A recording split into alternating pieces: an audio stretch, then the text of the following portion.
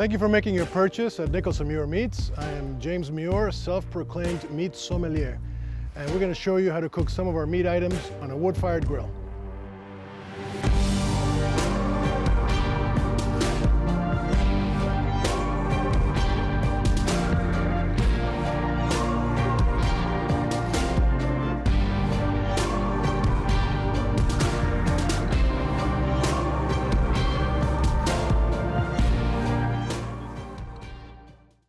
Over here we have veal sweetbreads. These get seasoned with salt and a little bit of pepper and lemon juice.